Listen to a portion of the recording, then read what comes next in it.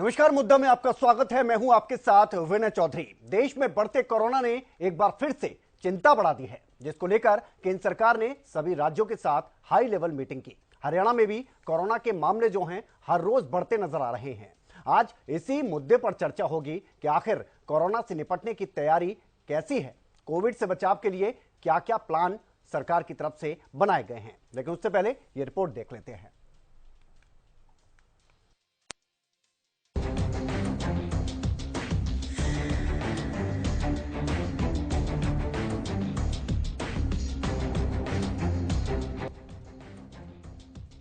देश में एक बार फिर कोरोना संक्रमण के मामलों में लगातार बढ़ोतरी हो रही है। पिछले कुछ दिनों से कोरोना के मामलों में तेजी देखने को मिल रही है, तो वहीं हरियाणा में भी कुछ दिनों से कोरोना के मामले बढ़ रहे हैं। कोरोना के बढ़ते मामलों को देखते हुए स्वास्थ्य विभाग ने चिंता जाहिर की है, जिसको लेकर केंद्र और राज्य सरकार अलर्ट मोड पर है। इसी बीच केंद्रीय स्वास्थ्य मंत्री मनसुख मांडविया ने देश में बढ़ते जा रहे कोरोना केसों को लेकर राज्य और केंद्र शासित प्रदेशों के स्वास्थ्य मंत्रियों संग समीक्षा बैठक की। इस दौरान उन्होंने कहा कि सतर्क रहने की काफी जरूरत है। वहीं केंद्रीय स्वास्थ्य मंत्री मनसुख मांडविया ने देश में बढ़ते जा रहे कोरोना केसों को लेकर चिंता जाहिर की है। इसके साथ ही मीटिंग में टेस्टिंग और जीनोम सीक्वेंसिंग के साथ कोविड नियमों के पालन का प्रसार बढ़ाने पर भी बात हुई है। वहीं केंद्रीय स्वास्थ्य मंत्री मनसुख मांडविया के साथ मीटिंग के बाद हरियाणा के स्वास्थ्य मंत्री अनिल विज का बयान भी सामने आया है। उन्होंने कहा कि कोरोना को लेकर तैयारी पूरी है, कोविड फिर से आया है, RT-PCR सभी जगह लगा रखी है, अहम आदेश भी दिए गए हैं। कोरोना वैक्सीनेशन की पहली डोज 103% लोगों को लग चुकी है, दूसरी डोज 2,30,00,000 यानी कि 87% लोगों को लग चुकी है। बूस्टर डोज कम लगी है, वैक्सीन खरीदने के आदेश दे दिए गए हैं। हमने तय किया है कि बूस्टर डोज लगवाने पर हेल्थ सप्लीमेंट भी दिया जाएगा। बूस्टर डोज 10 से 12% लोगों को ही अभी लगी है। अभी तक 20,13,142 लोगों को बूस्टर डोज लग चुकी है। वहीं स्वास्थ्य मंत्री अनिल विज ने आगे कहा, कोई पैनिक नहीं फैलना चाहिए, केवल 100 से ज्यादा भीड़ वाली जगह पर मास्क लगाना जरूरी है। मीटिंग की जानकारी सभी डीसी और सीएमओ के साथ शेयर करेंगे, जिससे कोरोना को अच्छे तरीके से रोक सकेंगे। हरियाणा में हमारी पूरी तैयारियां हैं। कोविड एक बार फिर आया है, ये म्यूटेशन बदलकर बार बार आ रहा है और मुझे तो लगता है कि अब हमें इसके साथ ही रहना सीखना पड़ेगा। हमने अपने सारे डिपार्टमेंट को अलर्ट कर दिया है। सारी हमारी जो लैब्स हैं RT-PCR हमने हर ज़िले में लगा रखी हैं। सारी हमने दोबारा फंक्शनिंग करनी शुरू कर दी हैं और वैक्सीनेशन का मेन अब इशू है। जो फर्स्ट डोज है हम 103% लगा चुके हैं। जो सेकंड डोज है वो हम लगभग 2,30,00,000 लगा चुके हैं, 86%। जो प्रिकॉशनरी डोज है वो कम लगी है, तो अब हमने ऑर्डर दे दिया बाजार में वैक्सीन खरीदने का। वैक्सीन आ जाएगी, जैसे ही वैक्सीन आ जाएगी लगाएंगे। और हमने देखा था कि उसमें लोगों की तीसरी डोज लगाने की रुचि कम है, तो हम जो भी वैक्सीन लगवाएगा उसको हम कोई ना कोई हेल्थ सप्लीमेंट साथ देंगे। वो हमने टीम बना दी है, डिसाइड कर देंगे बोर्नविटा देना है या कुछ और चीज़ देनी है। जहाँ हमारी हरियाणा सरकार भी बनाती है, हैफड बनाती है, हमारा जो और डिपार्टमेंट है वो भी बनाते हैं। वो हमने कह दिया है कि हर इंजेक्शन लगवाने वाले को हम एक अपनी तरफ से सरकार की तरफ से हेल्थ सप्लीमेंट देंगे। नहीं, हम अपने बूस्टर डोज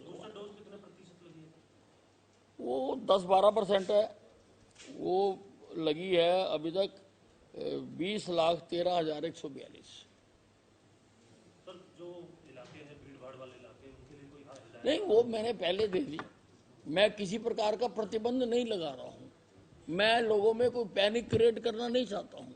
वो मैंने कह दिया कि जो हेल्थ स्टाफ है, चाहे सरकारी है चाहे प्राइवेट है, वो तो सब मास्क पहनेंगे और बाकी लोगों को जो 100 से ज़्यादा की भीड़ है उसमें मास्क लगाने के लिए जाना होगा। मैं भीड़ इकट्ठी करने के लिए मना नहीं कर रहा हूँ, मैं कह रहा हूं कि आप करिए अपनी जो आपकी कार्रवाइयां हैं, जो गतिविधियां वो करिए, लेकिन अगर आपकी हाजिरी 100 से ज्यादा है तो मास्क लगाना अनिवार्य है। प्रदेश में कोरोना के बढ़ते मामलों को लेकर सरकार नजर बनाए हुए है।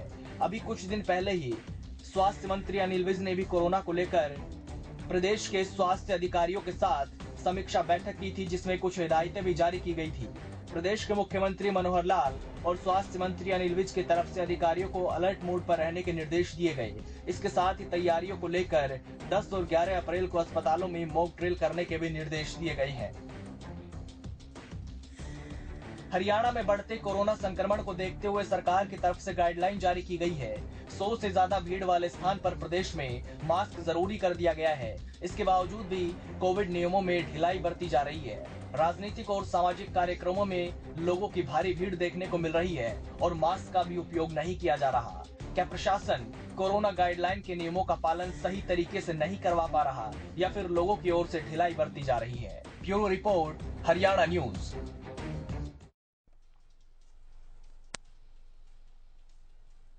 तो जब कोरोना ने दस्तक दी थी भारत में तो इसे हल्के में ले लिया गया और नतीजा क्या हुआ सबके सामने है। और ऐसे में यह कहना जरूरी हो जाता है कि कोरोना अभी गया नहीं है। इसे लेकर लापरवाही ना बरतें, सावधानी से रहें और बेहतर है नियमों का पालन करें। और इसी पर हम चर्चा करेंगे कि हम कितने ज्यादा तैयार हैं कोरोना को लेकर। क्या वाकई में लापरवाही से निपटने के लिए सख्ती अपनाने की जरूरत है अभी से, या फिर कोरोना अभी इतने ज्यादा अपने शवाब पर नहीं है, यानी अभी डरने की जरूरत नहीं है। बहुत सारे ऐसे सवाल हैं। हमारे साथ एक खास पैनल है, उनसे आपको रूबरू करवा देते हैं। सत्यव्रत शास्त्री जी हमारे साथ जुड़े हुए हैं, बीजेपी से प्रवक्ता हैं। बहुत स्वागत है सर आपका। और साथ ही बजरंग दास गर्ग जी हमारे साथ कांग्रेस से जुड़े हैं, प्रवक्ता हैं कांग्रेस के। बहुत स्वागत है सर आपका। इसके अलावा एम्स से डॉक्टर अंशुमन कुमार जी हमारे साथ जुड़े हुए हैं, सर आपका बहुत स्वागत है। इसके अलावा दिलीप यशवर्धन जी हमारे साथ राजनीतिक विश्लेषक के तौर पर जुड़ गए हैं, सर आपका भी बहुत बहुत स्वागत है। सबसे पहले डॉक्टर साहब आपके पास ही आऊंगा। डॉक्टर अंशुमन जी, आपका क्या मानना है, जिस तरह से केस एकदम से बढ़ने शुरू हुए हैं, 6050 केस पूरे देश में आए, हरियाणा की अगर बात करें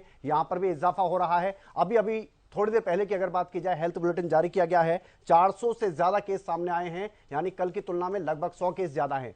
क्या आप समझते हैं मौजूदा स्थिति को? आप जी, ये देखिए, उम्मीद के हिसाब से हुआ जो केसेस बढ़े हैं। XBB 1.16 जो सब वेरिएंट है, ओमिक्रॉन का वेरिएंट है। ओमिक्रॉन में संक्रामक क्षमता ज्यादा थी, ये इस वायरस ने भी कैरी किया है। साथ में इम्यून सिस्टम को चकमा दे रहा है, दूसरी बात। तीसरी बात कि वैक्सीन लगे और बूस्टर डोज लगे हुए भी काफी समय हो गया, जिसके कारण सर्कुलेटिंग एंटीबॉडी जो हमें वायरस से प्रोटेक्शन देता था उसका स्तर कम हो जाता है। इसलिए ये संक्रमण के केसेज बढ़े हैं। अब क्या खास बात है, संक्रमण और बीमारी में हमें अंतर समझना पड़ेगा। अभी जब संक्रमण के केसेस बढ़ने लगे तो अस्पताल में फिर से वो प्रोटोकॉल आ गया कि किसी भी तकलीफ के लिए कोई मरीज अस्पताल आता है तो उसका RT-PCR टेस्ट आप लें। चाहे फॉर एग्जांपल ट्रॉमा का केस आ गया, हड्डी टूट के आ गया, उसका ऑपरेशन करना है तो RT-PCR टेस्ट करें। तो ये केसेस बढ़े। H3N2 इन्फ्लुएंजा केसेस जब बढ़े तो उसके साथ साथ इन्फ्लुएंजा के साथ कोविड टेस्ट भी करने जाने लगे। तो कुछ केसेस एसिम्प्टोमेटिक भी काउंट में आ रहे हैं, जिसके कारण नंबर आपको बढ़े दिख रहे हैं। लेकिन अच्छी बात यह है कि हॉस्पिटलाइजेशन मतलब भर्ती होने वाले लोगों की संख्या या मौत की संख्या फिट लोगों में, जो बिल्कुल स्वस्थ लोग हैं, उनको कोविड सिम्टोमेटिक भी हो रहा है तो मौत की संख्या नहीं है। कोमॉर्बिड में या अति बुजुर्ग लोगों में मौत की संख्या है। तो इसलिए ये फेवरेबल कंडीशन है, नंबर बढ़े हैं। जी जी, चलिए सर, ये तो हो गई कि स्थिति क्या है मौजूदा। सत्यव्रत शास्त्री जी क्या कहेंगे, क्योंकि कितने ज्यादा तैयार हैं? हम नहीं चाहते कि पहले वाली स्थिति दोबारा देखने को मिले और लगातार हम बात करें केंद्र सरकार की या हरियाणा सरकार की भी बात करें, बहुत ज्यादा अलर्ट नजर आ रही है। देखिए विनय जी, माननीय प्रधानमंत्री जी ने तो लगभग 20 दिन पहले ही एक देशवासियों से अपील की थी कोविड के लिए, और अभी स्वास्थ्य विभाग केंद्र का भी और हरियाणा का भी सक्रिय है और लोगों में जागरूकता भी है, क्योंकि बहुत लंबा समय हो गया इस बीमारी के साथ हमें जीते। तो अब मुझे लगता है कि जैसे माननीय स्वास्थ्य मंत्री अनिल विज जी ने कहा कि सख्ती का कोई कारण नहीं है, लेकिन हम सबको ध्यान रखने की जरूरत बात है कि हम सब लोग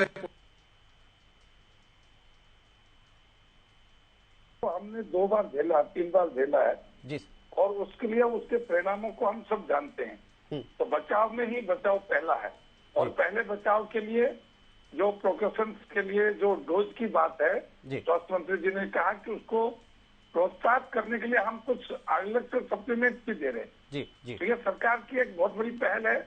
वैसे तो इतना सारा जन जागरण का प्रचार प्रसार का मीडिया से भी बाकी लोगों से भी होगा, जिससे हर लोग उसके लिए तैयार हों, लेकिन फिर भी सरकार की अपनी तैयारियों में कोई कमी नहीं है, क्योंकि हमने 2 अनुभव बहुत बड़े देखे और उसके बाद देश की और हरियाणा की स्वास्थ्य सेवाओं में बढ़ोतरी हुई है।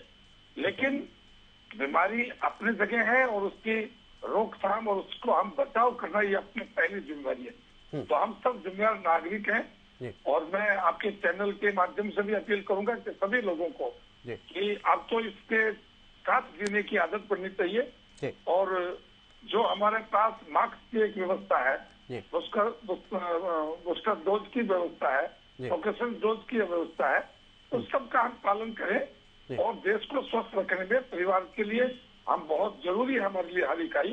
तो हम इन सब चीजों का पालन करेंगे तो बड़ी बात नहीं। वो तो एक समय था जब देश के पास कुछ भी नहीं था, तो हम सबने उस कठिन स्थिति को पार किया है। अब लोगों के पास जागरूकता भी है, संसाधन भी है, एक्सपीरियंस भी है, हम सबके पास है। तो मुझे लगता है कि केवल सावधानी के आधार पर हम इस बाजी को पार कर ले जाएंगे। ठीक है। बजरंग दास जी, क्या लगता है, क्योंकि अनुभव बहुत ज्यादा अच्छा नहीं रहा पिछले समय की अगर बात की जाए कोरोना को लेकर, और उस समय को अगर आंका जाए और अब के समय की अगर बात की जाए, चलिए कंट्रोल हमने कर लिया, लेकिन एक बार फिर से सर उठा रहा है कोरोना, और ऐसे में मौजूदा सरकार का कहना है कि तैयारी पूरी है, घबराने की जरूरत नहीं है, सावधानी बरतने की जरूरत है। देखिए, सबसे पहले जी, ये तो कोरोना है, कोई भी बीमारी आए सभी को सावधान रहने की जरूरत है और कोई भी बीमारी उससे निपटने के लिए सबको एकजुट रहकर सरकार की जो गाइडलाइन है उसके हिसाब से काम करने की जरूरत है। या कोरोना का जो मामला है, आजकल हवा के अंदर जिसे डॉक्टर बैठे हैं बोल भी रहे थे, आजकल देखो खास आम तौर पर जब मौसम बदलता है, बारिश का मौसम होता है या हवा के अंदर आजकल ऐसी वायु खराब हो रही है, ज्यादातर खांसी, जुकाम, बुखार और गला की मेन तकलीफ आजकल आम हो रही है। बिल्कुल बिल्कुल। मेरे भी खांसी जुकाम हुआ, 2 दिन बुखार रहा, बुखार भी 2 दिन में ठीक हो गया, खांसी जुकाम भी, मगर क्या खांसी तक नहीं जा रही। वो क्या है, तो समय पे दवाई लेने की जरूरत है, गर्म पानी पीने की जरूरत है, भाप लेने की जरूरत है। इनमें एक ही इलाज है, गर्म पानी पियो और भाप लो।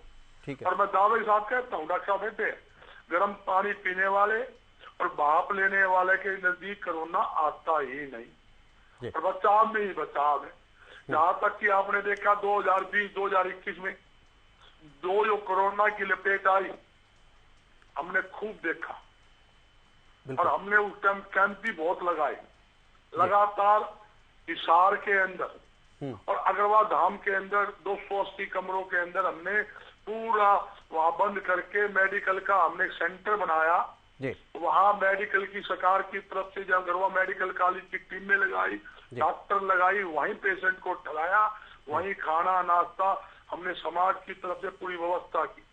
इसी प्रकार हिसार के अंदर हमारा एक स्कूल है, देवी मोहन बोलते हैं, जिसमें वहाँ डेली 8-10 हजार आदमी खाने के पैकेट डेली, मतलब सुबह शाम तक चलता रहा, खाना भी, पैकेट भी, साथ में वो नींबू की पानी की बोतलें भी, नींबू की बोतलें भी, चप्पल भी, मास्क भी, सैनिटाइज, जो हो सकता था समाज की तरफ से सभी भाइयों के सहयोग से हमने काम किया। मगर एक बात आप भी जानते हो, वो पहले वाला कोरोना जो था वो बड़ा दुखदायी था। हाँ। दुनिया भर की हमारे मित्र, रिश्तेदार, प्यारे सारे मेरे भाई तो है, काफी को जान गंवानी पड़ी। उस टाइम मैं आलोचना नहीं कर रहा, आलोचना की दृष्टि से देखना भी मत, मैं बता सकता हूँ उस टाइम काफी कमियां भी रही है। हाँ। मेडिकल कॉलेज जो अग्रवाल मेडिकल कॉलेज जिसका हमारा समाज का ही सभी का सरकार के सहयोग से बनाया हुआ है 267 एकड़ के अंदर, उसके 150 बेड का वो कोरोना का सेंटर बनाया। उसके अंदर हिसार, फतेहबाद, सरसा, जींद, भिवानी ये जिले, कैथल तक भी वहां पर जिले रखे गए। वहाँ 150 बेड सरता नहीं आता, 6 जिले हो, 150 बेड का हॉस्पिटल कोरोना का हो, वो कैसे काम हुआ। पेशेंट हजारों आ रहे थे, बड़ी भारी दिक्कतें थी, बहुत भारी दिक्कती थी हमें प्राइवेट सेंटर। उस समय तो बहुत ज्यादा बुरे हालात थे सर, लेकिन अब की बात बुरे हालात थे। आज भी मैं यही कहना चाहता हूँ, ये मेरी बात को अगर किसी बात पर ना ले, क्यों ये एक सामाजिक मुद्दा मानता हूँ।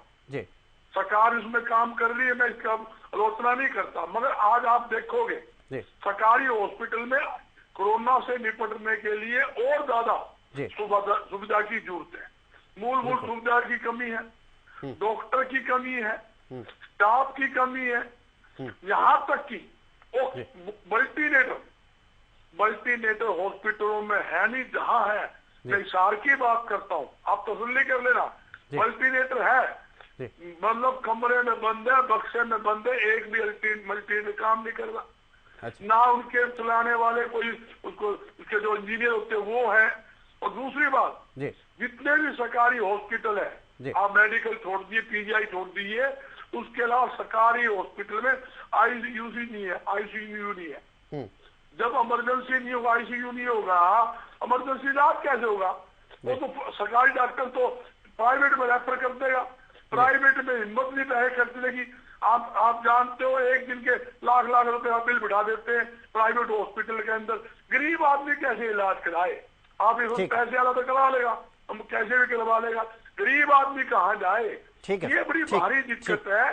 सरकार को इसकी तरफ ध्यान देने की जरूरत है। आप देखिए, 5100 व्यक्ति के ऊपर एक डॉक्टर होता है, सरकारी आंकड़े की बात करता हूँ, मतलब ये जो 100 व्यक्ति पर एक डॉक्टर होना चाहिए, मगर यहाँ 5100 व्यक्ति के ऊपर एक डॉक्टर ईस्टर्न हरियाणा के अंदर है। इसको डॉक्टरों की कमी वो पूरी करनी चाहिए, ताकि पेशेंट को समय पे इलाज मिले और मूलभूत सुविधा हो, हॉस्पिटल में हर प्रकार की सफाई व्यवस्था रहे, ये जरूरी है, ताकि आने वाले पेशेंट को तुरंत प्रभाव से आराम मिले, ये जरूरी। ठीक है दिलीप जी, आपके पास आना चाहूंगा, क्योंकि देखिए राजनीतिक तौर पर देखें तो ये विषय है नहीं उस तरह का, लेकिन राजनीति हो ही जाती है, क्योंकि सवाल उठ जाते हैं। जब भी दिक्कतें बढ़ती हैं तो सवाल उठने लाजमी हो जाते हैं, और वो सवाल उठते ही हैं। मौजूदा स्थिति में आप क्या देखते हैं? क्योंकि स्वास्थ्य सेवाओं की अगर बात की जाए तो एक तरफ सत्ता पक्ष का कहना है कि बहुत बेहतर स्वास्थ्य सुविधाएं कर दी गई हैं, लेकिन विपक्ष की तरफ से, क्योंकि अभी बजरंग दास जी अपने आंकड़े पेश कर रहे हैं, अब वो आंकड़े कहां से उन्होंने दिए वो बात अलग है, लेकिन उनका कहना है कि हालात अभी बहुत ज्यादा बेहतर नहीं है। जब कोरोना पहली बार आया था और उसके बाद जो वेरिएंट करके कई बार आया, तो साइंटिस्ट ने ये पहले ही कह दिया था कि ये सिचुएशन अब भारत में या पूरी दुनिया में बार बार आती रहेगी, कोरोना खत्म नहीं होगा, अब ये रूप बदल के किसी न किसी रूप में आता रहेगा। उनको सावधान रहने की जरूरत है जी। हर चीज जो होती है वो सरकारी जिम्मेदारी नहीं होती है, बहुत सारी सिविल रिस्पॉन्सिबिलिटीज भी होती हैं। तो कोरोना ही वो सिचुएशन है जहां पर सरकारी रिस्पॉन्सिबिलिटी के साथ साथ सिविल रिस्पॉन्सिबिलिटी बहुत जरूरी है। जिस मास लेवल पर कोरोना फैला था, जो सेकेंड वेव आई थी जिसमें हजारों क्या लाखों मौतें हो गई, बिल्कुल अगर ये स्थिति कभी भी आएगी तो किसी की भी सरकार रहेगी, किसी की भी सरकार रहेगी, वो स्वास्थ्य सुविधाओं को बेहतर तरीके से नहीं उपलब्ध करा पाएगी, क्योंकि जो बीमार पड़ने वालों की संख्या थी वो बहुत ज्यादा थी, कोरोना से इन्फेक्टेड होने वाले लोगों की संख्या बहुत ज्यादा थी। उसके बाद जो थर्ड वेव आई, वो फिर से सरकार का ऐलान हुआ, लोग सावधान हो गए, तो वो स्थिति नहीं आने पाई। अब जो स्थिति आ रही, तो इस समय क्या है, सरकार भी जागरूक है और जनता भी जागरूक है। और मेरा ऐसा मानना है कि कोरोना तो आएगा, उसको कोई नहीं रोक सकता, लेकिन जनता इतनी जागरूक हो चुकी है कि वो खुद से सावधानियां लेना शुरू कर चुकी है। आप देखिए, जैसे खबरें आना शुरू हुई, लोगों ने मास्क पहनना शुरू कर दिया। इवन ऑनरेबल अपेक्स कोर्ट ने भी ये डिक्लेयर कर दिया है कि जो वकील विजुअल इसके ऑनलाइन माध्यम से हियरिंग कराना चाहते हैं वो ऑनलाइन कर सकते हैं, कोर्ट आना मैंडेटरी नहीं है। तो इस तरीके से जहां पर रेगुलर भीड़ इकट्ठा होती है, वहां पर लोगों ने सावधानियां लेना शुरू कर दिया, जनता ने सावधानियां लेना शुरू कर दिया, सरकार ने अपनी सुविधाओं को बढ़ाना शुरू कर दिया है। और जनता अगर मास्क लगाएगी, हाथ धोएगी, गर्म पानी पिएगी, भाप लेगी और भीड़ को अवॉइड करेगी, तो ये स्थिति वैसी नहीं आने पाएगी जैसी हमें उम्मीद लग रही है। और जनता की भागीदारी कोरोना को रोकने में बहुत ज्यादा है। सरकार की तो जिम्मेदारी है ही, लेकिन सरकार की जनता की भागीदारी भी बहुत महत्वपूर्ण है। ठीक, ठीक है। डॉक्टर अंशुमन, अभी की अगर बात की जाए तो ये बताया जा रहा है कि ये जो वेरिएंट आया है वो पिछले वाले से डिफरेंट है और ज्यादातर केस जो आ रहे हैं वो इसी वेरिएंट के आ रहे हैं, तो इसको कितना ज्यादा गंभीरता से लेने की जरूरत है, इसके बारे में सर थोड़ा सा बताएं। और अब क्या लगता है आने वाले दिनों में मौजूदा स्थिति, क्योंकि ठीक है लोग अपने लेवल पर सावधानी बरत रहे हैं, लेकिन एक ऐसा वर्ग भी है जहां पर हम देखते हैं कि लापरवाही भी खुलकर देखने को मिल रही है। सर जी देखिए, ओमिक्रॉन एक वेरिएंट था, जैसे डेल्टा वेरिएंट था उसी तरह का ओमिक्रॉन वेरिएंट था, उसी का सब वेरिएंट, मतलब उसी की वंशावली का नया वायरस आया। उसमें BF7 ज्यादा कॉमन हुआ था। हाँ। अभी BBX 1.16 कॉमन हुआ है। जो अंतर समझने की जरूरत है, डेल्टा में मारक क्षमता ज्यादा थी। ठीक है। ओमिक्रॉन का अभी जो वेरिएंट है 1.16, हाँ। इसमें संक्रमण क्षमता डेल्टा के माफिक ज्यादा है। क्या अंतर है? ये थ्रोट में ज्यादा मल्टीप्लाई कर जाता है, गले में ही। फेफड़े तक पहुंचने से पहले एंटीबॉडी हमारी डेवलप होती है, इसको न्यूट्रलाइज करके वायरस को खत्म करती है, पहली बात। दूसरी बात, अधिकतम आबादी हमारी वैक्सीनेटेड है। हाँ। तो एंटीबॉडी थी, अस्तर कमा, लेकिन एक चीज होती है मेमोरी सेल, मतलब शरीर को याद रहता है कि इस तरह का वायरस का अटैक हमारे ऊपर हुआ था। अभी जैसे ही वायरस का अटैक हो रहा है तुरंत इम्यून सिस्टम हमारा एक्टिवेट हो रहा है। हाँ। इवन इसकी बूस्टर डोज नहीं लगा उन केसेज में भी, तो इसमें मारक क्षमता होने की संभावना और कम हो गई। अब बात हो गई कि ये जो रफ्तार से फैल रहा है, फैलने की रफ्तार अगर जितनी तेज होगी, मारक क्षमता उस वायरस मुक्ति कम हो जाती है, क्योंकि मल्टीप्लाई थ्रोट में ही ज्यादा कर लेता है। अच्छा। तो ये प्रिकॉशन है। तो हमारा ध्यान किन पे होना चाहिए? कोमॉर्बिड कंडीशन जिनको हो, कोई गंभीर बीमारियों से जूझ रहे हो, हाँ। उनमें ये वायरस भी विकराल रूप ले सकता है। अति बुजुर्ग विकराल रूप ले सकता है। स्टेरॉइड थेरेपी या किसी इम्यूनोसप्रेसिव थेरेपी पे उनमें विकराल रूप ले सकता है। इनको हमें बचाना है। जो भीड़ भाड़ वाली इलाके की चीज बात हो रही है, सुपर स्प्रेडर इवेंट कहते हैं, उसको अवॉइड करें तो बेहतर है, क्योंकि वायरस कभी कोई सब वेरिएंट फर्दर म्यूटेशन करके कोई नया रूप ले ले, इसकी जानकारी हमें पहले से नहीं होती है। तो इसमें हमें एहतियात की जरूरत है। ठीक है सर। सत्यव्रत शास्त्री जी, क्या करें? लापरवाही की अगर बात की जाए तो हमने जिस दिन, ये बहुत अच्छी बात है कि जैसे ही केस बढ़ने लगे तो हरियाणा सरकार की तरफ से, स्वास्थ्य मंत्री की तरफ से ये निर्देश दे दिए गए थे कि 100 जगह जहां पर 100 लोग इकट्ठे होते हैं उस जगह पर आप जाएं, बेहतर है मास्क लगाएं, मास्क नहीं लगाएंगे तो फिर हमें एक्शन लेने को मजबूर होना पड़ेगा। लेकिन उसके बाद ही हमने रियलिटी चेक किया हरियाणा न्यूज ने, और ज्यादातर जगहों पर हमने देखा कि लापरवाही बहुत ज्यादा देखने को मिल रही थी, मास्क नाम की चीज नजर नहीं आ रही थी। ऐसी लापरवाही को रोकने के लिए क्या करें? सख्ती तो अपनानी पड़ेगी सर, और मैं तो खासतौर पर उन चीजों को भी पॉइंट आउट करूंगा सर, जो राजनीतिक कार्यक्रम हो चाहे वो सामाजिक कार्यक्रम हो। दोनों ही बात है, वो राजनीतिक में भी लोग आते हैं और सामाजिक में भी लोग आते हैं। हाँ सर। आज जैसे स्वास्थ्य मंत्री जी ने कहा, हाँ, कि इसमें एक सख्ती और एक जागरूकता, प्रचार प्रसार सब माध्यमों से, जहां जहां दिखे, चैनल्स के माध्यम से, मीडिया के माध्यम से, सोशल मीडिया के माध्यम से, अब इसके ऊपर जोर दिया जाए कि ज्यादा से ज्यादा इस विषय पर जागरूकता करी जाए। तो जागरूकता करेंगे तो स्वाभाविक रूप से लोग उस विश्वास को मान लेंगे। हाँ। लेकिन फिर भी ऐसी स्थिति आई तो, क्योंकि प्रशासन का काम व्यवस्थाओं को ठीक रखना है, क्योंकि अभी सख्ती करेंगे तो हॉस्पिटल, कोई दुनिया की कोई भी था, जैसे डॉक्टर साहब कह रहे थे और राजनीतिक विश्लेषक भी कह रहे, दुनिया की कितनी बड़ी अर्थव्यवस्था हो, दुनिया की कितनी बड़ी हॉस्पिटल्स हो, पूरी जनरेशन को आप हॉस्पिटलाइज नहीं कर सकते। ठीक। और उसके लिए जरूरी है कि हम सबको पहले से ही इन चीजों का ध्यान रखें, और जो सरकार और जो स्वास्थ्य विभाग जो प्रोटोकॉल जारी करता है, जो सावधानियां जारी करता है, उसका हमें आगे होकर स्वीकार करना चाहिए। बल्कि मैं तो ये कहता हूं कि हमें अब तो शहरों में कहीं कहीं दिखता है कि बहुत लोग हाथ में रखते हैं कि आवश्यकता पड़ी तुरंत मास्क लगाया। तो ऐसे जेब में इस प्रकार की चीजें रखने की आदत डलनी चाहिए, और हम उसको फॉलो करेंगे तो अपने आप को भी, दूसरे लोगों को भी अपने ये आदत पड़े कैसे? उसके लिए दो बातें हैं। हाँ। पहली बात है कि जागरूकता। हाँ, मैं बता रहा हूँ कि उस पर दो चीजें। पहला प्रयोग सरकार चाहती है कि प्रचार प्रसार से जो है लागुकों के बीच इस विषय को लेकर जाया जाए। वो मीडिया भी हो सकता है, सोशल मीडिया भी हो सकता है, प्रिंट मीडिया भी हो सकता है, जागरूकता शिविर भी हो सकते हैं, और कहीं भी कोई कार्यक्रम हो रहा है तो स्वास्थ्य विभाग की टीम जहां जहां कार्यक्रम करती है उस विषय को लेकर आगे भी करता रहे। तो ये एक पहला प्रयास है कि लोगों को सख्ती के बजाय, पैनिक के बजाय, कठोरता के बजाय स्वानुशासन लोगों के अंदर आ जाए। और जब ऐसा लोग नहीं मानेंगे तो फिर दूसरा विषय तो आता ही है कि प्रशासन कड़ाई से उसके चालान करना, उसको पकड़ना, उसको किसी प्रकार से दंडित करके एहसास कराना कि आप गलती पर हो, तो ये लोग आएंगे। लेकिन अभी तक जो मुझे लगता है केवल जागरूकता से और समझाइश से ही ये चीजें आगे बढ़ जाएंगी। लेकिन सर अभी तो मौजूदा समय में जो भी कार्यक्रम हो रहे हैं, और ये तो मैं सत्ता पक्ष और विपक्ष दोनों के लिए कह रहा हूं, उनके भी जो राजनीतिक कार्यक्रम हो रहे हैं ना सर, वहां पर हम देखते हैं तो वहां पर नियमों की जो नियम लागू किए गए, फिलहाल की मैं बात कर रहा हूं, वहां उन नियमों की धज्जियां उड़ाई जा रही हैं। सरकारी हॉस्पिटलों का तो हमने रियलिटी चेक कर लिया, वहां ज्यादातर जगहों पर हमने देखा कि अनियमितताएं बढ़ती जा रही थी। लेकिन राजनीतिक कार्यक्रम में, और दोनों पक्ष की बात कर रहा हूं मैं, सत्ता पक्ष और विपक्ष की, केवल मैं पॉइंट आउट ये नहीं आप कहिएगा कि अभी आपके हाल फिलहाल कोई कार्यक्रम हुए हैं तो उनके लिए कह रहा हूं।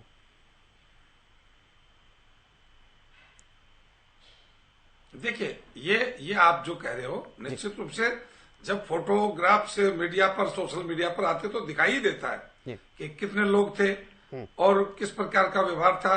तो ये प्रशासन की ओर से भी, सरकार और पार्टी सब लोगों के दौर से ही मैं समझता हूँ कि ढिलाई है। और आज की जो डिबेट है, आज की जो केंद्रीय स्वास्थ्य मंत्री की राज्यों के स्वास्थ्य मंत्री से बातचीत है, और जो एडवाइजरी की बात है, फिर टीवी चैनल से इस विषय को लेकर डिबेट्स कर रहे हैं, तो आज लोगों में जागरूकता आएगी और मुझे लगता है 2-3 दिन में हम सबको इसकी आदत पड़ेगी और बिना कठिनाई के, बिना ही कठोरता के हम सब इसका पालन करेंगे, क्योंकि हमने बहुत अपने लोगों को खोया है और परिस्थितियां को विकराल रूप देखा है, अनावश्यक संसाधनों का दुरुपयोग होते देखा है।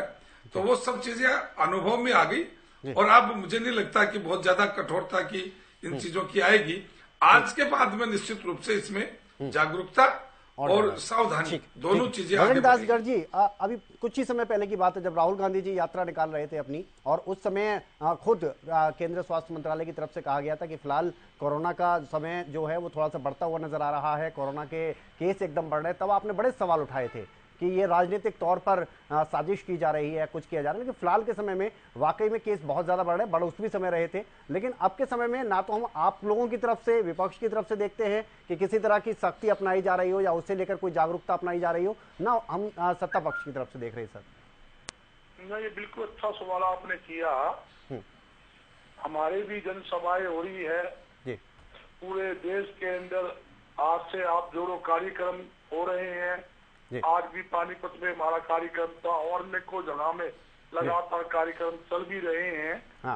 और जहाँ पर हजारों की संख्या में लोग आ रहे हैं, और जब हजारों की संख्या में लोग आ रहे हैं, आपने देखा है बिल्कुल चुप कर बैठते हैं, यहाँ तक कि किसी ने मास्क नहीं होता। ये सरकार की जिम्मेदारी बनती है, सरकार जो गाइडलाइन जारी करे, जिला प्रशासन जो है उसको आदेश दे, जहाँ भी कोई सरकारी कार्यक्रम हो या राजनीतिक जनसभा विपक्ष करे, कोई भी करे, या सामाजिक धार्मिक कार्यक्रम हो, सबको एक गाइडलाइन दे, भी इसका पालन करे, इस हिसाब से काम करे। जैसे कल हनुमान जयंती थी, हनुमान जयंती में हजारों लोग जुलूस के रूप में गए, मंदिरों में हजारों लोग। हमने भी अग्रवाल धाम के अंदर जयंती बनाई, 8-7 हजार आदमी हमारे भी जयंती में आए। कार्यक्रम में सुबह से लेकर शाम तक चलता रहा कार्यक्रम। जगह जगह बड़ी देश के कोने कोने आपने देखा, आपके चैनलों में खूब दिखाया, सब पेपरों में भी आया हुआ है। मगर ये जो सच्चाई की बात है, जैसे सरकार को ठीक लगे WHO के गाइडलाइन के हिसाब से, कोरोना के दृष्टि नजर से देखते हुए, उसकी गाइडलाइन जिला प्रशासन को, सरकार को देनी चाहिए। वो गाइडलाइन ये नहीं भी आप तो विपक्ष पर लागू कर दो। जैसे आपने राहुल जी का सवाल पूछा कि राहुल जी के समय के अंदर एक लेटर भी जारी हुआ, भाई इस तरह का कोरोना फैल रहा है, उसमें क्या ऑब्जेक्शन आया? कांग्रेस ने कभी कोरोना आया, तो कोरोना खाली कांग्रेस के लिए आया क्या? जब सरकार की जो सरकारी है, सरकारी रैलियां हो रही है, भारतीय जनता पार्टी जनसभा कर रही है और पार्टी जनसभा कर रही है, तो कांग्रेस की ही पद यात्रा में कोरोना आना है क्या? ये विरोध था। उस विरोध के कारण या तो यूँ कहते भी भारतीय जनता पार्टी ने जनसभाएं रोक दी, हम कोरोना मास्क लगा रहे हैं, आप भी मास्क लगाए, तो फौज को संदेश देने की जरूरत है। आप देखिए कौन आदमी है, कौन आदमी अपनी जान की जोखिम पर चलेगा? जब सरकार की गाइडलाइन होगी, मुझे पता है मैं भीड़ में जाऊंगा, मेरे कोरोना हो सकता है, और कोरोना के हालात सारी दुनिया ने देखा है। कोरोना का नाम जब आ जाता है, जो दुनिया मरी है शमशान भूमि के अंदर, मतलब दाग देने के लिए जगह नहीं मिली थी। नहीं तो वही तो मैं बात कर रहा हूँ सर। तो अभी आप बजरंग दास जी अभी आपके भी कार्यक्रम चल रहे हैं, सत्ता पक्ष के भी चल रहे हैं, क्या यही वजह है कि सवाल नहीं उठा रहे हैं? उस समय तो आपने सवाल बहुत जल्दी उठा दिया था। चलिए गाइडलाइन तो अब आ गई, आपके अब आप कह रहे हो डिबेट पर कि गाइडलाइन जारी कर दी जाए। सर आप देखिए, आपने गाइडलाइन जारी कर दिया। हाँ, आप यह उम्मीद करें कि कोई सामाजिक या धार्मिक पार्टियां है, मतलब संगठन है, वो कार्यक्रम में भीड़ ना बुलाए या विपक्ष के नेता ना बुलाए, तो उसके लिए सरकार को पहल करनी। सरकार कहे भाई हम कार्यक्रम हमने भी बंद कर दिए, या 100 आदमी से ज्यादा जो हमने गाइडलाइन लगाई है, मास्क भारतीय जनता पार्टी वाले 100 से ज्यादा इकट्ठे हुए मास्क नहीं लगाएंगे तो उसके खिलाफ जिला प्रशासन कार्रवाई करेगा। मैं दावे के साथ कहता हूँ ये गाइडलाइन कोई का तन है। अगर मैं मेरे बेटों को आदेश दूंगा, मैं मेरे नीचे वाले स्टाफ को आदेश दूंगा, अगर मैं उसको फॉलो करूंगा तभी तो देश देने को कहूंगा। एक आदमी बोला भाई वो तेरा लड़का तो नहीं जी वो दारू पीता है। बोला दारू पीता है? हाँ। बोला वो दारू पीता है, मैं देख के आया हूँ, होटल में बैठा था। अब ठीक करो धमकाऊंगा। अगर इन देख के वो बापू घूम घूम के दारू पी रहा था, तो बापू घूम घूम के दारू पीता हो तो बेटे ने क्या समझावेगा? जब तक हम खुद कंट्रोल नहीं करेंगे तो वो संदेश नहीं जाएगा। ये सरकार की जिम्मेदारी बनती है। सरकार जो भी गाइडलाइन लागू करे उसको सबसे पहले पालना सरकार को करनी होगी, उसके बाद सरकारी करेंगे। मैं दावे के साथ कहता हूँ सभी राजनीतिक पार्टियां शास्त्री जी आपके पास कर पाएगी। राजनीतिक पार्टी नहीं, सभी सामाजिक व धार्मिक संस्थाएं पहले भी सबने सहयोग किया है। हर एक संगठन ने कोरोना के समय। ठीक है, अच्छी बात है ना। अब आपने सवाल उठा दिया सर, ये तो बड़ी अच्छी बात है। अब आपने सवाल उठाया। मैं दिलीप जी के पास जा रहा था, लेकिन उससे पहले आप कुछ कह रहे थे। शास्त्री जी आप बताइए। जी विनय जी, मैं ये कह रहा था कि अभी गर्ग साहब ने अपने कार्यक्रमों की संख्यात्मक तो बड़ी बड़ी बात कही कि इतने लोग आए, इतने लोग आए। हाँ। लेकिन एक बार भी ये खेद व्यक्त नहीं किया कि हमने कोरोना का पालन नहीं किया। भैया हाँ। डंडे के यार हैं क्या आप? भारतीय जनता पार्टी के कार्यक्रम की बात कर रहे हैं। भारतीय जनता पार्टी का कहीं कोई समूह का कार्यक्रम नहीं था कल। केवल और केवल पन्ना बूथ अध्यक्ष पन्ना प्रमुख के घर जाएगा, 2-3 लोगों को लेकर जाएगा और वो उसके घर पर झंडा लगा के आएगा। कहीं कोई भीड़ का काम नहीं था, कहीं कोई आयोजन की बात नहीं थी। कहीं ज्यादा से ज्यादा 50 आदमी प्रधानमंत्री के कार्यक्रम के लिए एक बूथ के ऊपर, वो भी कितने लोग, 20 से 25 लोग कि एक बूथ के ऊपर प्रधानमंत्री जी की पार्टी की स्थापना के अवसर पर जो उद्बोधन करेंगे वो सुनेंगे। यानी कहीं 25 लोगों से ज्यादा का कार्यक्रम अपेक्षित ही नहीं था और कहीं भी हुआ भी नहीं।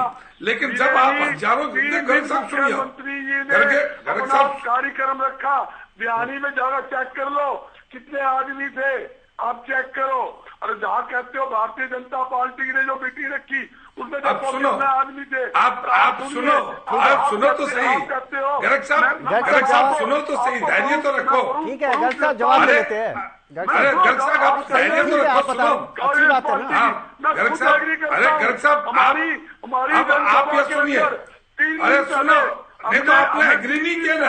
अरे सर गर्ग साहब अच्छी बात है, गर्ग साहब अच्छी बात है। मैं इनकी बात का जवाब दे रहा हूँ। हाँ सही जवाब।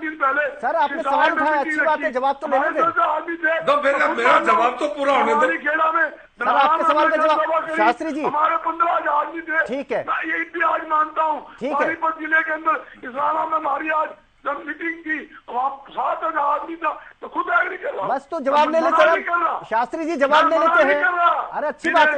मैं ये क्या बताना चाहता हूँ, ये क्या सोचते हैं, ये क्या सोचते हैं विपक्ष को बंद करो, क्या सोचते हैं, सामाजिक धार्मिक संस्था बंद करो। मैं इसको पॉलिटिकलाइज नहीं करना चाह रहा था, लेकिन गर्ग साहब आप इसको पॉलिटिकलाइज करोगे और मैं फिर अपनी बात करूंगा तो फिर आपको गर्ग साहब मेरे पास और भी गेस्ट, गर्ग साहब और भी गेस्ट है, डॉक्टर साहब भी है मेरे साथ, दिलीप जी जुड़े हुए, उनसे भी जवाब लेने एक बार।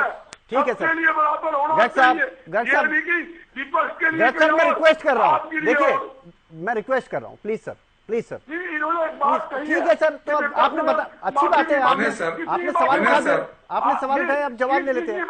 ठीक है, वो खाल खिंचाई होनी है ना, वो खाल खिंचाई होनी है ना। कार्यक्रम कर, अरे सुनो यार, आप क्या बात कर रहे हैं मेरी बात तो सुनो दे। आप अपनी बात आनी चाहते हैं उसको काम करवानी पड़ेगी, अच्छा नहीं रहेगा। प्लीज सर, प्लीज सर, मैं तो चाहता हूँ अच्छी बात है, आराम से बात हो जाए। आप यही बात आराम से कह सकते हैं सर, मैं तो चाहता हूँ आप आराम से बातें करें, यही बात आराम से कहिए, अच्छी बात है सर, इसमें क्या बुरी बात थोड़ी ना है कोई। शास्त्री जी प्लीज सर, मेरे पास और भी गेस्ट है, मेरे पास डॉक्टर साहब भी बैठे हुए हैं, दिलीप जी भी बैठे हैं, उनके पास भी जाना है सर, बताइए आप। देखिए विनय जी, आज पॉलिटिकल लोगों को समय कम मिल जाए, हाँ, लेकिन विशेषज्ञों को समय मिलेगा तो जनता को उसका लाभ मिलेगा। मैं भी यही चाहता हूँ और मैं आपको ये बहुत बताना चाहता हूँ हाँ। कि देश के अंदर जब वैक्सीन का उत्पादन आया हाँ। तो भारतीय जनता पार्टी के किसी नेता ने ये नहीं कहा कि वैक्सीन नहीं लगाऊंगा, लेकिन विपक्ष के कितने ही लोगों का मैं बयान कर सकता हूँ, उन्होंने वैक्सीन लगाने से मना कर दिया था, उन्होंने नियम कानून बनाना बंद कर दिया था। माने मुख्यमंत्री जी की सभा में यदि 200 व्यक्ति हैं तो वो यदि कहेंगे कि वैक्सीन लगाओ तो वो अगले दिन खड़े हो जाएंगे, लेकिन कांग्रेस के लोग इसलिए नहीं कहेंगे कि मुख्यमंत्री कह रहा, इसलिए कह रहे कि भाजपा के व्यक्ति कह रहे हैं।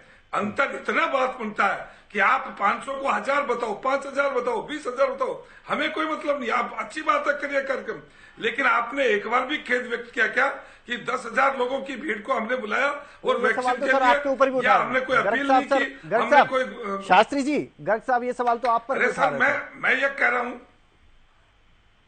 मैंने मनकार नहीं किया, मेरी बात सुनना ही चाहते हैं, नहीं बोला। मैं ये कह रहा हूँ आपके सवाल को मैंने प्रिपेयर किया गया तो सरकार के पक्ष, चलिए ठीक है सर, जनता ठीक पार्टी के लोग, ठीक है सर, मुझे दिलीप जी के पास जाना है करते हैं, और बाकी में आप खुद कह रहे हैं बेहतर है मैं जरा, और विपक्ष के कितने लोग थे जिन्होंने वैक्सीन लगाने से मना कर दिया था। बेहतर है सर, मैं भी चाहता हूं कि इस कार्यक्रम के जरिए थोड़ी सी जागरूकता और बढ़ जाए। मैं एक बार दिलीप जी के पास जा रहा हूं क्योंकि मुझे डॉक्टर साहब के पास जाना, बड़ा अहम सवाल है उनके लिए भी। दिलीप जी क्या कहते हैं, ये पिछले समय में हम कुछ देख रहे हैं क्योंकि भीड़ वाले कार्यक्रम हमें दिख भी रहे हैं और बेहतर है कि वहां पे थोड़ी और जागरूकता नजर आए। आप कह रहे थे कि अच्छी बात है कि लोग जागरूक हो गए हैं, लेकिन वो जागरूकता नजर नहीं आती, क्या किया जाए सर ऐसी जगहों पर? इंडिविजुअल लोग हैं जो जागरूक हो गए हैं, लेकिन जिनको अपना धंधा पानी करना है, जिनको नौकरी पे जाना, जिनको व्यापार करना है, जिनको दुकान खोलनी है, जिन बच्चों को स्कूल जाना, वो तो टाइम है। वो भीड़ का, अगर जागरूकता की बात आप करते हैं तो जो राजनीतिक रैलियां, राजनीतिक जमावड़े जो होते हैं या जो सामाजिक जमावड़े होते हैं, गैदरिंग वहां ज्यादा हो रही है। आम आदमी गैदरिंग कहाँ करता है? आम आदमी अपने काम से निकलता है, बाजार जाता है, सामान खरीदता है, ऑफिस जाता है, काम करता है। जब भीड़ की हम बात करते हैं तो कुछ जैसे जो कोर्ट्स हैं, कोर्ट्स में भीड़ होती है तो वो सरकारी काम से होती है, कोई वॉलंटरली वहां नहीं जाता है। स्कूलों में अगर भीड़ हो रही है तो बच्चे पढ़ने जा रहे हैं, कोई घूमने नहीं जा रहे हैं। लेकिन इसके अलावा जो आपके राजनीतिक प्रोग्राम्स होते हैं, जो सामाजिक प्रोग्राम्स होते हैं, जिनको पोस्टपोन किया जा सकता है, वहां पर जागरूकता की ज्यादा जरूरत है। देखिए 2024 में इलेक्शन आने वाले हैं और इलेक्शन को लेकर के उत्तर प्रदेश में नगर निकाय के चुनाव आने वाले हैं और कई राज्यों में चुनाव हैं। इस 2023 में 10 राज्यों के चुनाव थे, जिसमें से 3 के निकले, भी 7 के बाकी है। मई में डेट आ गई है कर्नाटक। इसके अलावा हर 2-3 महीने में कहीं ना कहीं चुनाव होने वाले हैं। तो जब चुनाव होंगे तो चुनावी रैलियां भी होंगी और चुनावी रैलियां सबकी होंगी, सत्ता की भी होंगी, विपक्ष की भी होंगी, बाकी लोगों की भी होंगी। तो राजनीतिक पार्टियों को सबसे पहले ये संदेश देने की जरूरत है कि अगर वो वर्चुअल मोड की बात करते हैं, सरकार अगर राज्यों से मीटिंग करके ये गाइडलाइंस जारी करने की कोशिश कर रही है, तो सबसे पहले ये गाइडलाइंस जारी होनी चाहिए कि कोई भी राजनीतिक मीटिंग नहीं हो, जो भी रैलियां हैं वो वर्चुअल मोड पर हो जाए। अगर ये प्राथमिकता सरकारों के द्वारा, राजनीतिक पार्टियों के द्वारा शुरू कर दी जाएगी तो जाहिर बात है कि सामाजिक प्रोग्राम पे भी रोक लग जाएगी कि कोई भी सामाजिक प्रोग्राम होना है उसकी इजाजत प्रशासन देता है। अगर राजनीतिक रैलियां नहीं हो रही, सरकारी प्रोग्राम नहीं हो रहे, तो सामाजिक प्रोग्राम पर भी रोक लग जाएगी। तो बहुत बड़ा तबका जो भीड़ इकट्ठा कर लेता है, वो भीड़ जब छट जाएगी तो जाहिर सी बात है कि जो संक्रमण फैलने की, जैसे कि डॉक्टर साहब ने भी कहा कि ज्यादा भीड़ में संक्रमण ज्यादा फैलेगा और कब ये म्यूटेंट अपना रूप बदल देगा ये डॉक्टर साहब नहीं बता सकते, कोई नहीं बता सकता है। तो हमें जरूरत है कि हम इस तरह की जगहों को रोकें। स्कूल, अगर बहुत ज्यादा जागरूकता की जरूरत होगी, बहुत ज्यादा सावधानी बरतने की जरूरत होगी, तो स्कूल फिर से वर्चुअल मोड पर आ जाएंगे। मार्केट में लोग कम निकलना, और अब आदमी खुद से बहुत जागरूक है। आप देखिए ज्यादातर ट्रेनों में, प्लेन्स में बच्चे या जो भी ट्रैवल कर रहे हैं लोग, उन्होंने मास्क लगाना शुरू कर दिया है। बड़े कॉलेजेस में बच्चे मास्क लगा के जाने लगे हैं, मार्केट में लोग रास्ते में चल रहे हैं, लोग मास्क का इस्तेमाल कर रहे हैं। तो इंडिविजुअल तौर पे ज्यादातर लोग जागरूक हैं, लेकिन जहां पर कलेक्टिव मास है, जहां पर भीड़ इकट्ठी हो रही है, भीड़ बुलाई जा रही है, स्वतः नहीं इकट्ठी हो रही है, जहां बुलाई जा रही है वहां संक्रमण फैलने की जो संभावना है वो ज्यादा है। ठीक है। डॉक्टर अंशुमन, आप जैसे ना जाने कितने डॉक्टर ऐसे रहे जो कि लोगों के लिए भगवान बनकर आए, और वाकई में भगवान का दूसरा रूप ही बोलते हैं डॉक्टर्स को। आप क्या मानते हैं सर ऐसे समय में, क्योंकि ये कुछ ऐसे कार्यक्रम हो जाते हैं, जैसे कि सामाजिक कार्यक्रमों की अगर हम बात करें, धार्मिक कार्यक्रमों की आप बात कर लीजिए, राजनीतिक कार्यक्रमों की अगर बात कर लीजिए, वहां भीड़ इकट्ठी हो ही जाती है और भीड़ इकट्ठी होगी तो संक्रमण बढ़ेगा। ऐसे में आप क्या समझते हैं सर, कैसे कंट्रोल किया जाए ऐसी चीजों को? देखिए विनय जी, डिबेट की शुरुआत जब हुई थी तो मुझे बड़ी खुशी हुई। दो बड़े मेन पार्टी के प्रवक्ता बैठे थे, तो मुझे लगा कि बड़े सामंजस्य के साथ दोनों की बातचीत हो रही है। अभी देखिए, वायरस जो है धर्मनिरपेक्ष और बिल्कुल सेकुलर गैर राजनीतिक वायरस है। तो अभी पार्टी दो ही होनी चाहिए, विश्व इंसान पार्टी और विश्व कोरोना पार्टी। दूसरी पार्टी इंसान की लड़ाई कोरोना से है। बहुत बढ़िया। तो अगर हम सब एकजुट हो जाएं, इरेस्पेक्ट ऑफ पार्टी पॉलिटिक्स, और ये एक्सपर्ट के गाइडलाइंस आपको मिल जाते हैं। अब इम्पोज प्रोटोकॉल की बहुत ज्यादा जरूरत। इम्पोज प्रोटोकॉल का मतलब है गाइडलाइन जारी हो, उसको फॉलो करो। क्यों? जागरूकता इतनी बढ़ चुकी, दिलवी जी बार बार कह रहे हैं, वाकई लोग जागरूक हैं। तो स्वयं इंसान खुद कम्युनिटी स्तर पे और पूरे देश के स्तर पे एकजुट होकर हम उसको खुद से पालन करें तो बेहतर नियम का पालन होगा, रेदर देन कि हम गाइडलाइन का इंतजार करें और हमारे ऊपर फोर्स या डंडे दे के पालन कराया जाए। एक बात। दूसरी बात की कोरोना वायरस कोई मतलब नहीं कि राजनीतिक गैदरिंग है, धार्मिक गैदरिंग है, क्योंकि आपने कोरोना के लॉकडाउन में देखा कि सारे धर्म के संस्थान बंद कर दिए गए। धर्म ने नहीं बचाया, विज्ञान ने बचाया। सारे राजनीतिक पार्टी बंद हो गए। इसलिए शांत रह के इसको वैज्ञानिक दृष्टिकोण से ही सोचे, वैज्ञानिक दृष्टिकोण से लड़ाई करें तो बेहतर होगा, rather than कि हम मीन मेक इसमें निकाले तो उलझ जाएंगे फिर से हम लोग। जी। और डॉक्टर साहब, आप क्या देख रहे हैं फिलहाल एम्स में, क्या हालात देख रहे हैं फिलहाल के समय में कोरोना को लेकर? आप जैसा ट्रेंड चल रहा है और जो उम्मीद है कि 1.16 केसेज बढ़ेंगे, संक्रमण बढ़ेगा, अस्पताल भर्ती होने की जरूरत नहीं पड़ेगी लोगों को, और जान की क्षति नहीं होगी। हमें एहतियात इसलिए बरतना है, दिलीप जी ने बिल्कुल सही पकड़ा, सुपर स्प्रेडर इवेंट में म्यूटेंट बनने की संभावना बढ़ती है। ऐसा कुछ हो गया तो हमारे लिए हानिकारक हो सकता है, हमें उतना ही परहेज रखना है। अतः पैनिक की अभी कोई जरूरत नहीं है। क्यों? जागरूकता है, साइंस काफी हद तक कंट्रोल कर चुका है चीजों को, और सारी सुविधाएं हमारी इम्पोज हो गई है, एम्पावर्ड हो गई है। इसलिए हमें ऐसी समस्या आनी नहीं चाहिए। हमें सिर्फ जागरूक रहना है, अवेयर रहना है, अलर्ट रहना है, और पॉलिसी हमारी डायनेमिक होती रहनी चाहिए कि जब जरूरत हो पॉलिसी में हम चेंज कर ले, बदलाव कर ले। ठीक है सर, क्योंकि अब मैं सर आखिरी कमेंट की ओर ही बढ़ रहा हूं, तो सबसे पहले शास्त्री जी आपके पास ही आ रहा हूं, क्या कहेंगे ऐसे समय में, क्योंकि देखिए आप तो खुद एक बहुत जिम्मेदार व्यक्ति के तौर पर एक राजनीतिक पार्टी से जुड़े हुए हैं, तो और ऊपर से सत्ता पक्ष की तरफ से हैं, तो ऐसे में आप क्या कहेंगे, कैसे स्थिति को और ज्यादा बुरा ना हो, रोका जाए, उसके लिए आप क्या कहना चाहेंगे? देखिए, हम अपनी ओर से पार्टी के स्तर पर भी और प्रशासन की, सरकार की तरफ से पहले जागरूकता के ऊपर जोर दिया जाएगा, और जो प्रिकॉशन डोज हैं उनके प्रति प्रोत्साहन के लिए लोगों के बीच मैसेज दिया जाएगा कि वो प्रिकॉशन डोज लें। और मैं आपके चैनल के माध्यम से सब लोगों से, दर्शकों से अपील करूंगा कि सरकार की जैसे ये पॉलिसी आती है, डोज आ जाती है, तो आगे होकर इन सबको अपने लिए और समाज के ऐसे लोग जिनके पास जागरूकता का भाव, उनको प्रोत्साहन करके और हॉस्पिटल से डॉक्टर तक पहुंचाएं, और ये एक अभियान के रूप में ले लेंगे तो निश्चित रूप से कोई बहुत बड़ी बात नहीं है। इसको सब लोग पॉजिटिव होकर इस सारे मामले को हम कुछ दिन में ही पूरा कर सकते हैं। ठीक है, गर्ग साहब, राजनीति को थोड़ा साइड कर देते हैं, आप क्या कहेंगे, क्योंकि देखिए केस बढ़ रहे हैं एकदम से, और हाल ही हमने देखा कि यमुनानगर में एक व्यक्ति की मौत हो गई है, इधर यहाँ कल की अगर बात करें गुरुग्राम में मौत हो गई है, तो हम नहीं चाहते, क्योंकि एक एक जान बहुत ज्यादा कीमती है। तो आप जरा एक सभ्य भाषा में कैसा संदेश देना चाहेंगे जिससे कि कम से कम लोग थोड़े से समझदार हों, और खासतौर पर आप लोग जो हम राजनीतिक कार्यक्रमों की बात करते हैं वहां पर कैसे हम कोशिश करें कि ऐसी चीजें ना फैल पाए? ना, अच्छा सुझाव है, अच्छा आपने पसंद किया है जी। हम सबको मिलजुल कर इसमें सावधानी बरतने की जरूरत है, इसमें कोई दो है। दूसरी बात, इसमें कोई राजनीति नहीं होनी चाहिए जी। बिल्कुल, इस सरकार की जो गाइडलाइन है, ये विपक्ष है, इस सामाजिक धार्मिक संस्थाएं हैं, सबको मिलजुल कर उस गाइडलाइन का पालन करना चाहिए। ये अच्छी बात है, जान है तो जहान है। जब आदमी के जान ही नहीं रहेगी तो क्या करेगा? तो बीमार हो गया, कोई तकलीफ हो गया, ऐसे हालात हो जाएंगे तो फिर दिक्कत आ जाएगी ना। अगर मान लो बीमारी ज्यादा फैल जाती है, ये तो छुआछूत वाली बीमारी है, कोरोना का एक जो सांस से भी आती है, हाथ लगाने से भी आती है, और कहीं किसी कारणवश फैलती है तो दिक्कत पैदा होगी। मगर आज के टाइम ऐसी कोई दिक्कत नहीं है। थोड़ा बहुत आया है कोरोना वायरस, मैंने डॉक्टरों से बात भी की है। क्यों बात करनी पड़ी कि मेरे खुद का 1 महीने से गले में खराबी है, मैंने टेस्टिंग कराई, ओके है।